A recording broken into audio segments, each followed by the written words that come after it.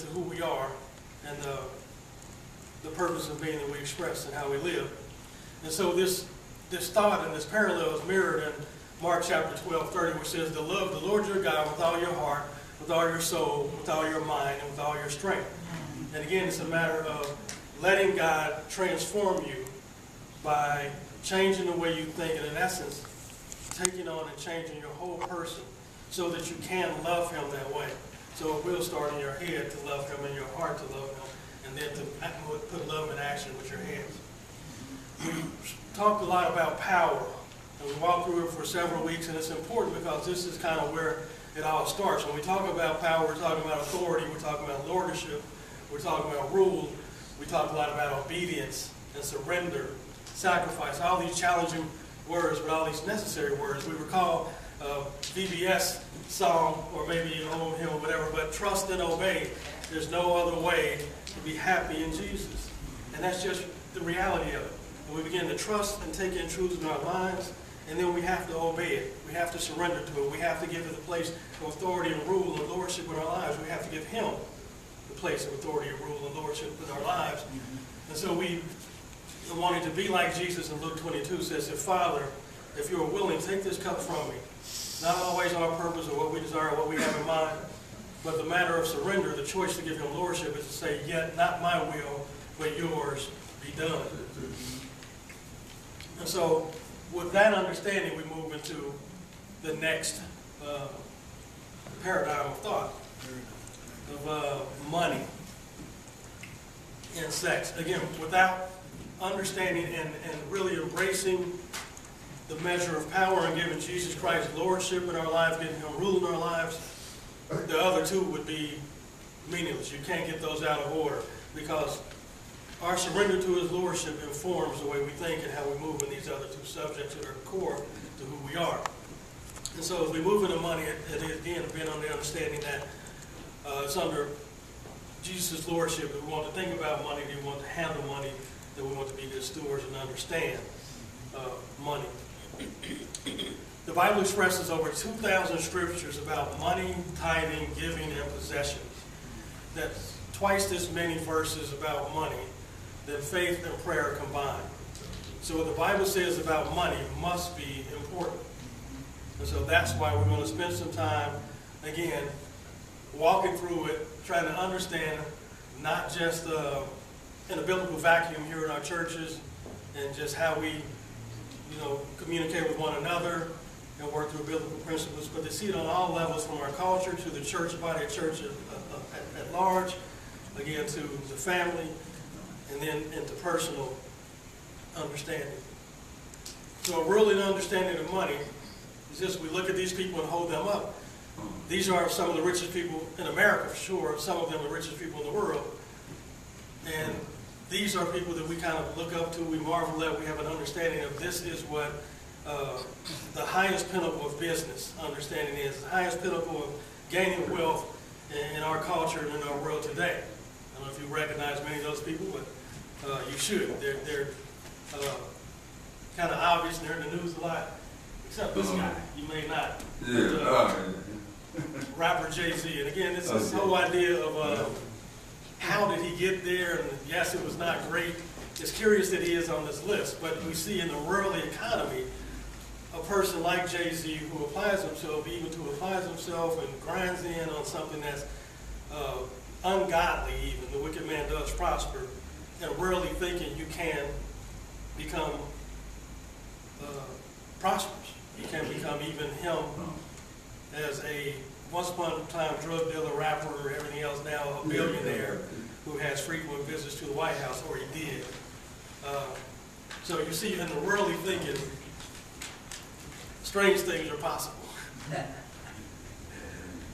But not just in business, we see the focus of those people who have achieved, who have worked hard and had different circumstances and maybe, but there's all now this cultural understanding of getting rich quick and anybody can do it and everybody's chasing it. Nothing new under the sun, but it seems that because of the media and social media and everything else, it's in our face. So this worldly understanding of money and culture and entertainment, we have the whole hip-hop industry is about flexing and chasing money and all those things. We have the Mega Millions lottery, in full confession because I'm standing in the pulpit. When it gets over $500 million, I drop $2 on it. So right now there's $1 billion, I drop $4 on it. And it's curious, the understanding for that, but it's just a wish and a dream. But there's an understanding that that has become such a prominent place, and it has grown to these numbers, and then grow to these numbers of jackpots because of magic or osmosis. It is because there are so many people who are contributing and chasing and looking after that, and when they don't win, it just continues, and they throw more money in and that sort of thing.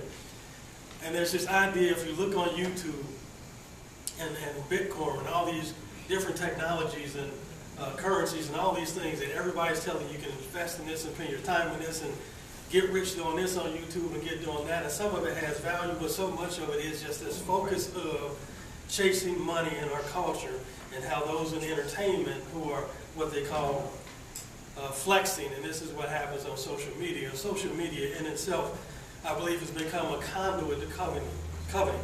And I watched this video article, which is appropriately titled. It's called Wealth Porn. We can't get enough. And she's just examining how people spend so much time on social media and Instagram and all these things, looking at other people's lives and coveting that and chasing that. And that seems to be the predominant factor of social media.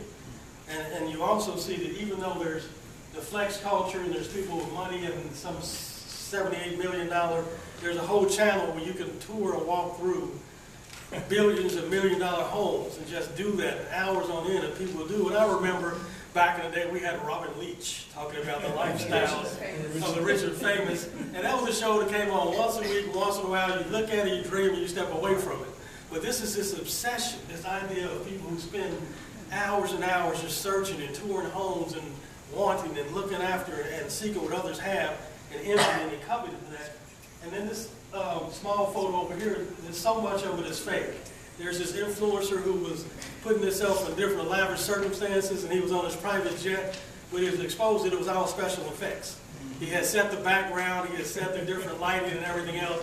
Nowhere near a private jet, nowhere near a penthouse. And there's a lot of this fake richness, this fake wealth that's going on, but it's again to draw the eye in, to awaken the spirit of covetousness, and have everybody feel like either I have to get this, and if I don't, what does that say about me? And unfortunately, this is the narrative that too often is the mindset of the streets. And by that I mean both streets.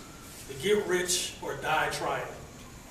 And that's so much of the hip-hop and gangster lifestyle. There's been videos and so many tattoos and record labels and albums with this title, with this sentiment. But also the same as with Wall Street. In this movie, The Wolf of Wall Street, which I've never seen and certainly wouldn't recommend just from the reviews I've read. But it's just this idea of chasing money no matter what, indulging in debauchery or whatever else. Again, one street that we live and move, and we see often the destruction that's going on there, and also on Wall Street. That same sentiment of just get rich or die trying or whatever, by any means necessary, because you only live once. It's the lie. So the Bible clearly expresses this God and money rivalry. And it is profound. That this is the crux of a lot of understanding, that there's this rivalry between God and elevating money, and all of this seems to express in a worldly view to a God-like status. But God makes this rivalry clear. The Word makes this rivalry clear in Matthew chapter 6:24. It explains that no one can serve two masters. Great context. That's exactly what it is. No matter what you think, you're doing your own thing. It is a matter of surrender. It is a matter of something to have a mastery. It is a matter of what's on the throne of your life. And you cannot have two split, divided kingdom. Either you would hate the one and love the other, or you would be devoted to one and despise the other. You cannot serve both God and money. You cannot serve both God and money.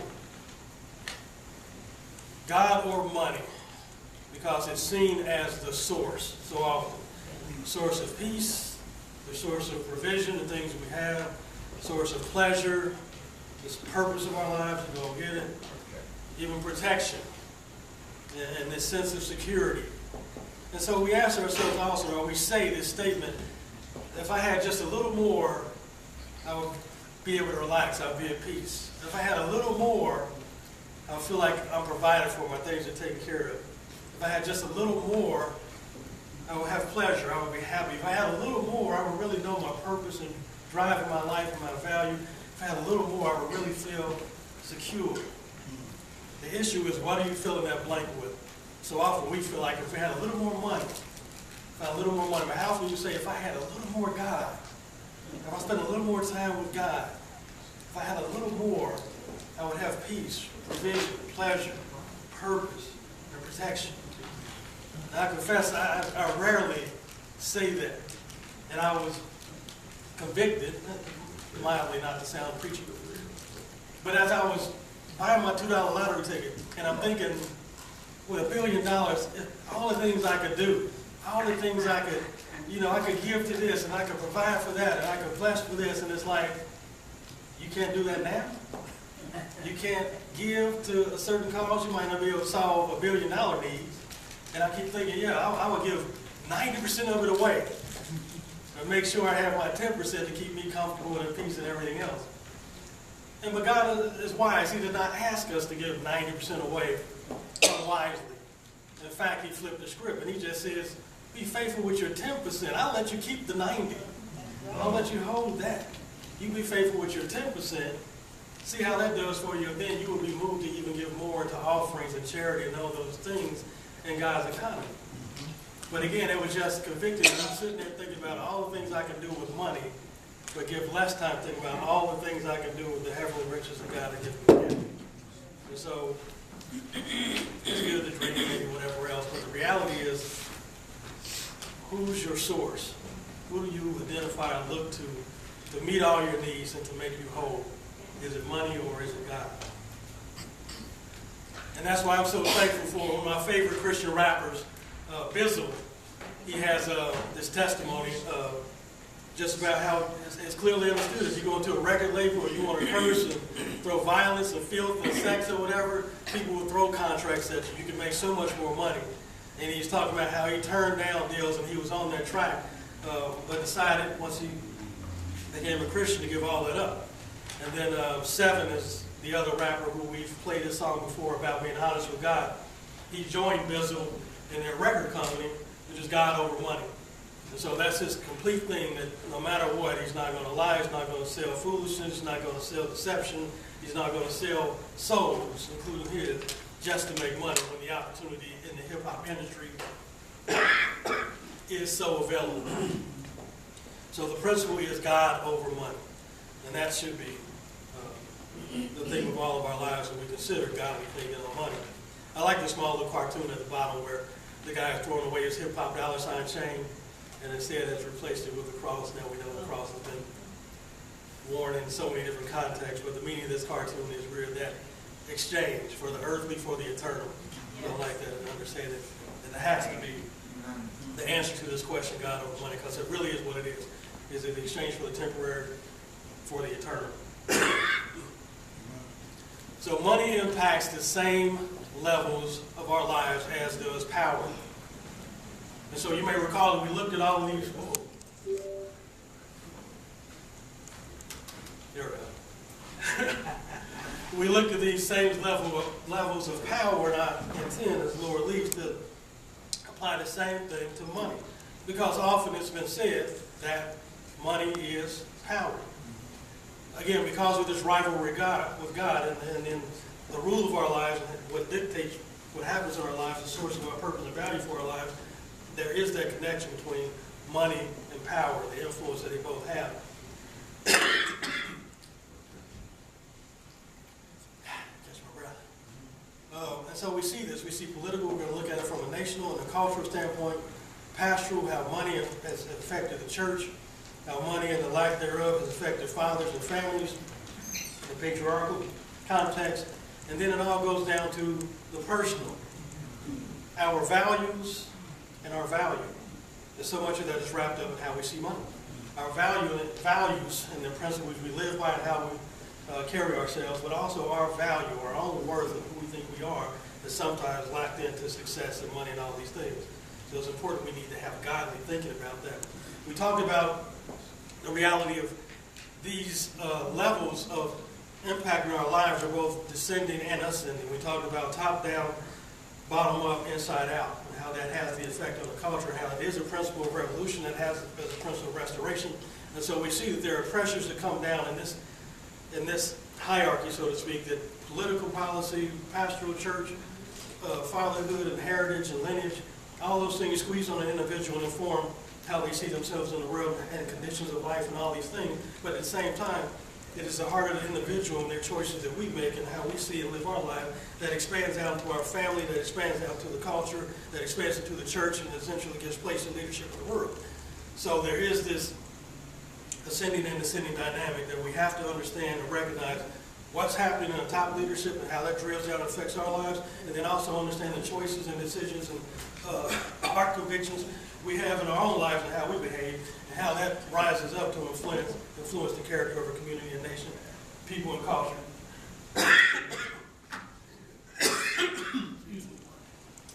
Don't get upset. Take a sip. Don't get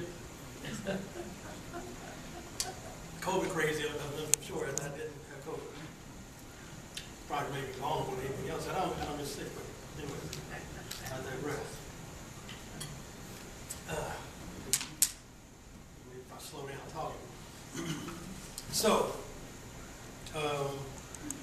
we need to look at money and politics. Money and politics, money and power, and the first level of power in this is politics. We'll have to take a look at this because it's been thrust in our face, and there are things that are moving so quickly that influence, that are going to have an influence on the church, going to have an influence on families, and ultimately going to have an influence on us, especially us as Christians. And we see all these things that have at its core the fact that they're all godless ideas and systems. Communism, socialism, and wokeism, which is the rebranding of these two things, have at their core godlessness.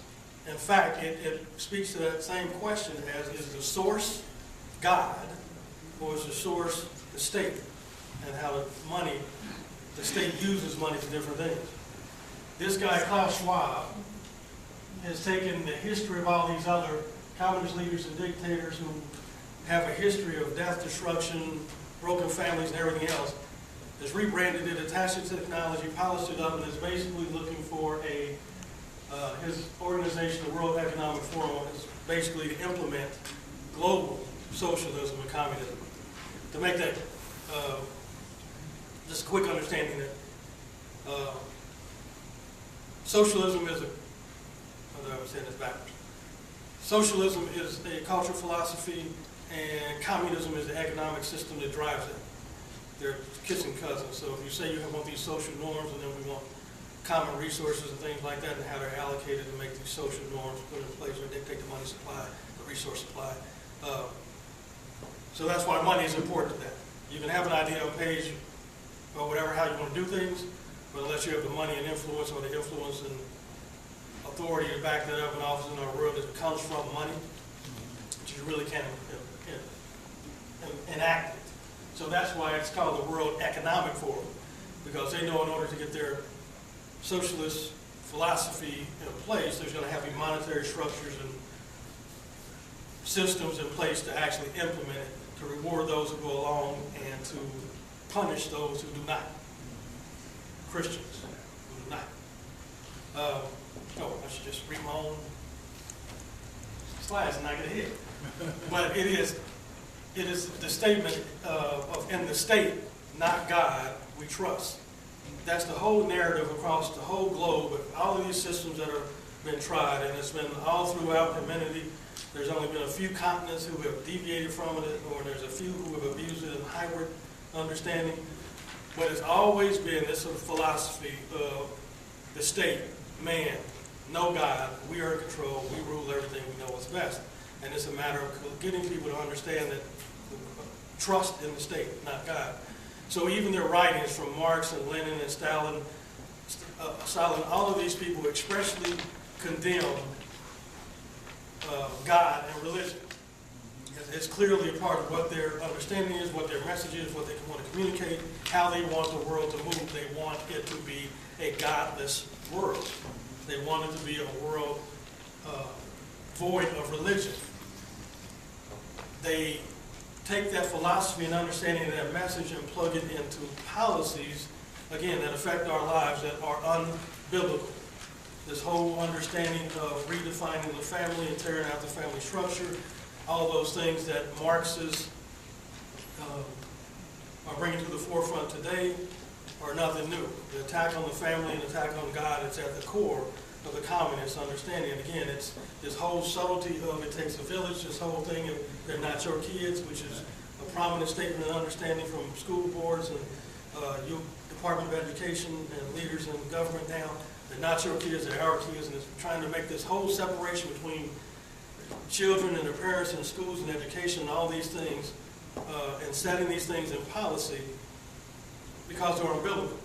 And one of the things that they are doing to make sure that they can implement these policies, even from the very beginning in 2008, when this all started under Barack Obama, the money. And so his first statement is that if we did not establish unisex bathrooms or allow gender switching in bathrooms in South Carolina, the U.S. Department of Education was going to cut the money. And so that has been the whole modus operandi going forward. Those who get on board get federal funding. You should see how many colleges, even at Tyler's College in Berea, they were building new dormitories and building new research centers and all these things. And of course it was because of new federal funding. New federal funding, why? Because you are now agreeing with them, meeting with them, promoting these certain metrics of our ideas. And so we will reward that with money. Same thing with so many preschools, same thing with so many things. When you see these new developments in education and federal money being poured in, it's because of this agreement with what their agenda is. And if you deviate from that, the first thing that is threatened is we will pull your funding. And so again, it's that way. We have to be clear as Christians to understand the impact of money in all these ways. But clearly looking at socialism and communism and whole centralized government mode, which really again, centralized from the Tower of Babel, just a whole different manifestation of it, but that's all it is. The centralized understanding of man's rule. And you see throughout history, every time this has been tried, the rotten fruit is clear. In history, around the world, and soon to be here in the United States. And all these people in history, you see this Stalin, Lenin, Pol Pot, Mao, all of them have a legacy of genocide and sociocide and just killing millions of people who would not comply. There are even pictures now in the Pol Pot and the Cambodian revolution to communism, and they're still just places to mark where there are stacked skulls and bones that are seen as monuments there. And people look at that and they're like, wow, how is there just stacks and stacks of skulls and bones and everything else, and not connected with this is the result of communism across history. And yes, I will go out and grab me a Stalin t-shirt or grab me a Fidel Castro t-shirt, a chai, and celebrate that on our university campuses and just have this complete disconnect of what the result of a godless system is and how it has resulted through all these atrocities in history. But yet we now want to welcome that on our universities, and that we have this arrogant understanding that we can do socialism and communism better without all the death and destruction and genocide strings attached. And they look at China as a model, and everybody who understands and peels back a little bit later to understand that China is following the same thing. Prison camps, slave camps, killing people, that's all under the rose-colored success. And yet we are holding up China as the model. And you will hear that over and over. So again, it seems like blather, seems like political headlines, it seems like I'm up here doing a newscast. But it's important that the church understand these things and not be blindsided, and understand the impact that it's going to have, again, from the top down, so that we can make the choices in our own lives and hearts that will rally and raise up God's standards and principles. And even if the culture around us does not change, the church stays steadfast and we remain the remnant that holds on to God's principles. Amen. So, often in politics, again, this whole God money scenario, that politics often look to money as the cure for all social ills and economic hardships. That if we identify a problem, we can see the cause of the problem, let's throw some money at it. The reason why these people are acting out because they don't have jobs and opportunities, so let's fund this, let's give them that, let's build this. And again, that's looked at as the cure for all these things, and it is not.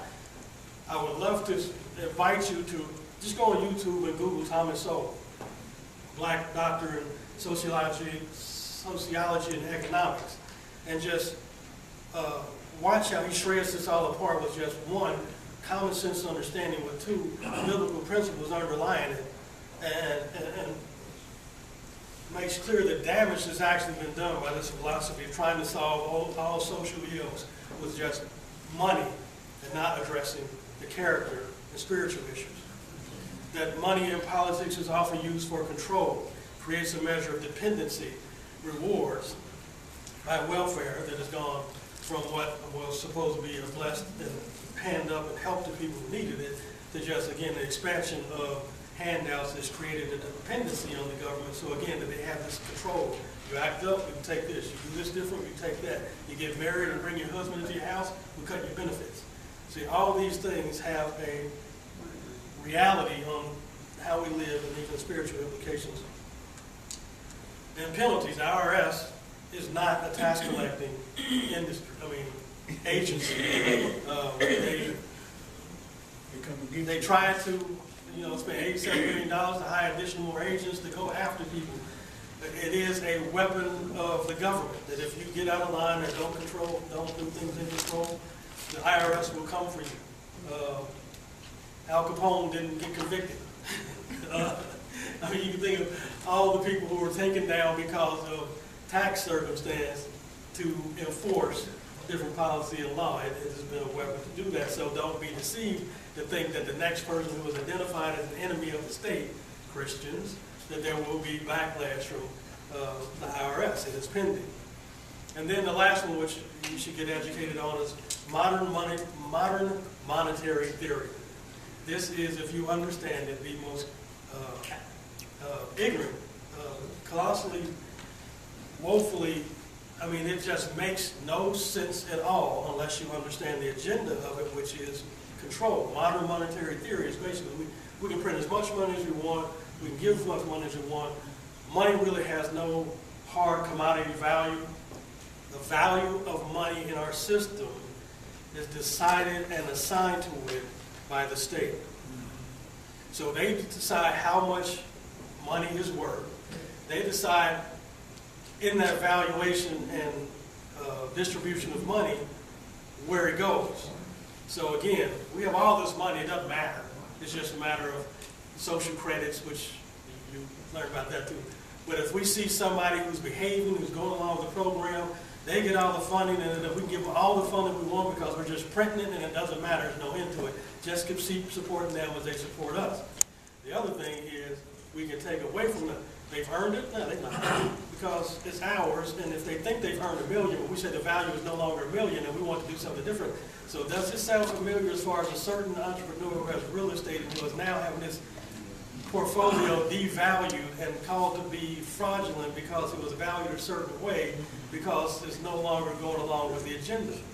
So the rest of New York can understand these broker houses, and none of the investors have made any complaint.